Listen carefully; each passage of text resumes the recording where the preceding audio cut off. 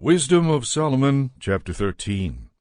For all people who were ignorant of God were foolish by nature, and they were unable from the good things that are seen to know the one who exists, nor did they recognize the artisan while paying heed to his works.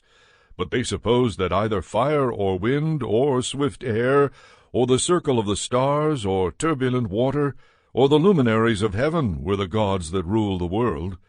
If through delight in the beauty of these things people assumed them to be gods, let them know how much better than these is their Lord, for the author of beauty created them. And if people were amazed at their power and working, let them perceive from them how much more powerful is the one who formed them.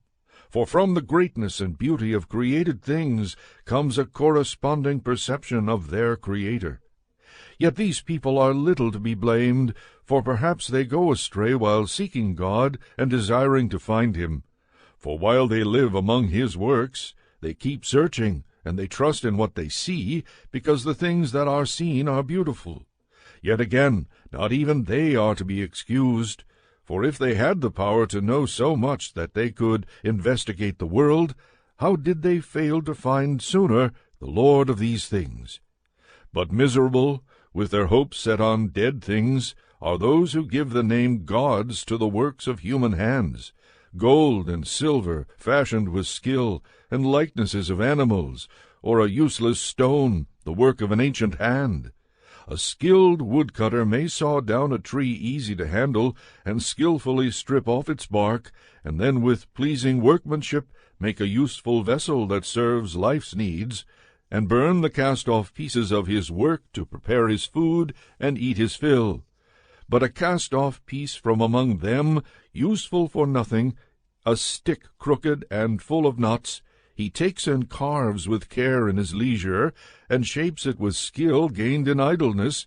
He forms it in the likeness of a human being, or makes it like some worthless animal, giving it a coat of red paint, and coloring its surface red, and covering every blemish in it with paint. Then he makes a suitable niche for it, and sets it in the wall, and fastens it there with iron. He takes thought for it, so that it may not fall, because he knows that it cannot help itself, for it is only an image, and has need of help.